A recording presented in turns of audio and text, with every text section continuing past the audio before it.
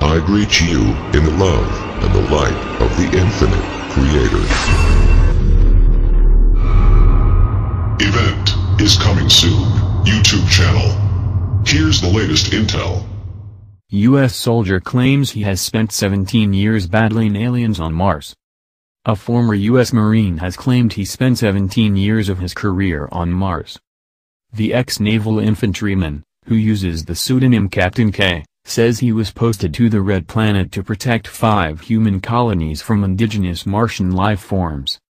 He claims he then spent nearly 3 years serving in a secret space fleet run by a multinational organization called the Earth Defense Force, which recruits military personnel from countries including the U.S., Russia and China.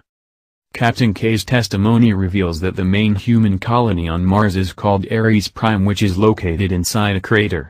Ares Prime serves as the headquarters for the Mars Colony Corporation. According to Captain Kaye, the air is breathable on the surface of Mars, and the temperature could be warm at times. In testimony released to ExoNews TV, Captain Kaye said he was trained to fly 3 different types of space fighters and 3 bombers. He added that training took place on a secret moon base called Lunar Operations Command, Saturn's moon Titan, and in deep space. In the 1960s there was a plan devised by the U.S. government to have in place a conspiracy of denial with regards to the possibility that a new space program would discover the possibility of life elsewhere in the universe. This plan, provided by the Brookings Institute, was completed in December of 1960 and pointed out the very real fear of social disintegration if humanity discovered in its cosmic sojourn proof of extraterrestrial life. The Brookings report was very clear when it suggested that anthropological files contain many examples of societies sure of their place in the universe which have disintegrated when they had to associate with previously unfamiliar societies espousing different societies in different ways. Needless to say, the guardians of intelligence suggested that if the U.S. space program found evidence of alien life or technology that it would be advisable to withhold that information. Nearly 5 decades later, much of what the Brookings Institute laid out for the space program still holds, and science is still in the act of denial of any intelligent life in space. Since the Curiosity rover landed on the surface Mars, there have been a number of curious anomalies being sent back to Earth that have created all sort of buzz on the internet. Observers have seen anything from strange human-looking statues on Mars, to strange lights beaming up from the surface, and of course various unidentified flying objects that come and go and are recorded. NASA has done its best to explain that what is being seen as some sort of lens flare or pareidolia, much like was done at the time that curious Mars watchers saw a face in the Cydonia region of Mars. In an email published by the Virtually Strange Network, Brookings Report Re-examined, Keith Woodard writes that the Brookings report did raise the possibility of withholding information, but took no position on its advisability. Questions one might wish to answer by such studies, intoned the report, would include, how might such information, under what circumstances, be presented to or withheld from the public for what ends? What might be the role of the discovering scientists and other decision-makers regarding release of the fact of discovery? Those 2 sentences comprise the report's entire commentary on the subject of covering up the truth. It was after the Hurricane Katrina disaster that George W. Bush announced that United States was once again preparing to go to the moon and then explore Mars. It was a $104 billion plan to get men back on the moon by 2015. The next challenge would be Mars in 2015. In the meantime, there were private companies asking people to take part in experiments to see if the average human could withstand and or participate in a Mars expedition. There were even all sorts of polls taken where people would volunteer to go to Mars and not return. The Netherlands-based non-profit Mars One, which aims to establish a Red Planet settlement beginning in 2025, announced that it had sliced its pool of potential colonists from 1,058 down to 705. The remaining astronaut candidates now advance to an interview round with Mars One's selection committee.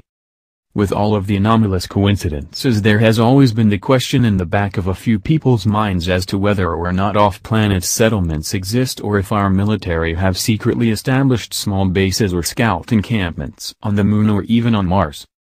There have been plenty of weird statements by astronauts and others about how the space program is neglecting its responsibility to Mars. Which once again is curious because the Mars rover and the saucer experiments. Apollo astronaut Buzz Aldrin has mentioned many times about anomalous artifacts found on Phobos, including a monolith structure, and how a settlement on Mars should be led by the United States, and that historians will record our success in leaving Earth for Mars sooner than later. When hacker Gary McKinnon breached security on a so-called secure NASA computer network, he happened to hack into a series of computers in the Pentagon, NASA, and other sensitive military locations. McKinnon claimed he was seeking information on UFOs and says he found files dealing with non-terrestrial officers and fleet-to-fleet transfers involving ships not on any U.S. Navy registry.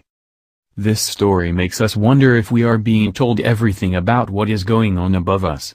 The McKinnon story is just one of the many that provide circumstantial evidence which points to the possibility that there are secret weapons and stations above us in space and possible settlements or micro-bases on either the Moon or Mars. NASA is a military installation claiming to be civilian. The billions of dollars going to philanthropic space programs are mostly fueling into the military-industrial complex. Sure, there are missions to send probes out in space. But the real reason for NASA is to research the idea of using space as the new battlefield. The dreams get the good press, but the nightmares are performed in secret. You may not believe in aliens, but it is evident that space agencies around the world do, and that the United States military, NASA and other black ops organizations have sensitive information that they have kept from the American people regarding strange anomalous activities in space. It is getting to the point where NASA is no longer capable of keeping everything top secret. Some things cannot easily be explained by science. NASA is finding it harder to hide the truth about an alien presence on Earth and in the solar system. They are also finding it harder to hide the fact that perhaps they have kept under wraps secret space missions and off-world battalions that may have secret bases either on the Moon or even Mars. Now, I know at first that the idea of a secret spaceport or even a settlement on Mars or the Moon sound outrageous, but just before Barack Obama cut funding for some of the more challenging space projects, many astronauts and others were kind of hinting at the idea that NASA is not telling the truth about what is above us in space. The most Earth-like planet in terms of gravity and distance from the Sun, Mars has long been considered the best bet for extraterrestrial life and the possibility of a settlement of humans living on the red planet. I am sure many of us are familiar with William Cooper. He is the well-known former U.S. Naval Intelligence officer that shot by police officers in 2001. He is the author of the book Behold a Pale Horse. In Bill Cooper's 1989 lecture and affidavit, he states that the U.S. had first landed on Mars on May 22, 1962, and that, by the time the U.S. NASA public space program landed on the Moon in 1969, the U.S. already had a moon base there, since the mid-1950s. The first moon landing was May 22, 1962, or excuses me, that was the first landing on Mars. I'm sorry, May 22, 1962, was the wing probe that used a hydrazine propeller, flew around approximately 3 orbits and landed on May 22, 1962, was a joint United States-Russian endeavor. The first time that we landed on the Moon was sometime during the, probably middle 50s, because at the time when President Kennedy stated that he wanted a man to set foot on the Moon by the end of the decade, we already had a base there. William Cooper, 1989. Well, if you believe William Cooper, then perhaps it is not much of a stretch to announce that a new whistleblower has stepped forward and has made the claim that he served in a military capacity on Mars and that he has done so for 17 years. And former active-duty Marine using the pseudonym Captain Kaye claims that he spent 17 years on Mars serving at a secret military base whose main mission was to protect 5 civilian space colonies. Kaye claims that he served with the Mars Defense Force and that they recruit personnel from different military services for off-Earth activity. If true, his testimony would back up Gary McKinnon's case, William Cooper's claims, and the vague Mars comments offered by the likes of astronauts Gene Cernan and Buzz Aldrin. Captain Kaye reports that he was recruited from a covert branch of the U.S. Marine Corps called Special Section. Captain Kaye's testimony reveals that the main human colony on Mars is called Ares Prime, which is located inside a crater. Ares Prime serves as the headquarters for the Mars Colony Corporation. According to Captain Kaye, the air is breathable on the surface of Mars, and the temperature could be warm at times. He claims that there are 2 indigenous species on Mars, both of which are highly intelligent. One of these was a reptilian species that was very aggressive in defending its territory. The other was an insectoid species that was equally capable of protecting its territory. He said that indigenous Martians are not particularly interested in expanding their territory, only maintaining it. Captain Kaye said that as long as the Mars Defense Force and Mars Colony Corporation did not encroach on the territory of the indigenous Martians, there would be stable relations. Captain Kaye first made his case and reported his experiences to Dr. Michael Sella of Exopolitics. Kaye reported to Sella that after serving 17 years of a 20-year tour of duty, events changed dramatically when virtually all combat personnel from the Mars Defense Force were asked to retrieve an extraterrestrial artifact from a cave sacred to the indigenous reptilians. Captain Kaye described how over 1,000 men and women were killed in a subsequent battle and only 28 of his colleagues, including himself, survived. It is important to understand that there have been others who also have made claims of being used for experiments in a simulated Martian environment that has affected them psychologically. There have been claims by Andrew D. Basaggio and Arthur Newman, that they were part of experiments that placed them on Mars working with extraterrestrial beings. Apart from the outrageous claims of these possible Martian astronauts are recent experiments that NASA has conducted for future visits to Mars. NASA successfully launched and recovered a flying saucer into Earth's atmosphere to test technology that could be used to aid astronauts working on the planet. The experiment off the coast of the Hawaiian island of Kauai tested the disc-shaped vehicle and a giant parachute. The parachute did not fully deploy, but NASA still deemed the mission a success. The flying saucer splashed down in Pacific. Dr. Tom Van Flandern has argued for many years that mankind and science should always keep an open mind when it comes to Mars. We see a lot of people who claim to be scientists or claim to be skeptics, and yet in the same breath become unscientific, rigid, and malicious. They throw insults at people who have imaginations. They laugh at people who see faces in Martian soil, and artificial structures. They laugh at those who wonder about microbial life forms on the planet. They belittle those who speculate. However, how are we supposed to react to those who claim to be part of secret space programs where we may already have bases planted in the regolith of the Moon or the red soil of Mars?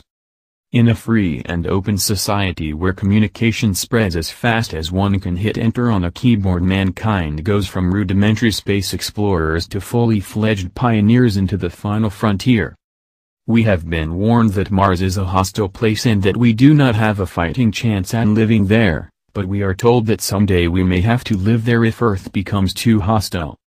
If we intend to live on Mars, and stay there permanently, we'll be leaning hard on our technology to keep us alive.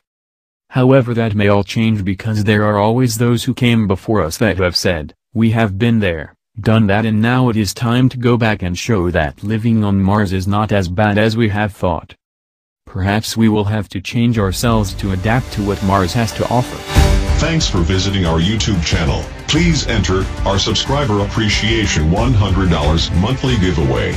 This is our way of saying thank you for supporting us. The link to our giveaway is below in the description. Be sure to check out our playlists for additional information and intel. Our playlists are broken down to give you easy access to vital information. Please subscribe to be notified of our new videos, and share on your social media. Victory of the light.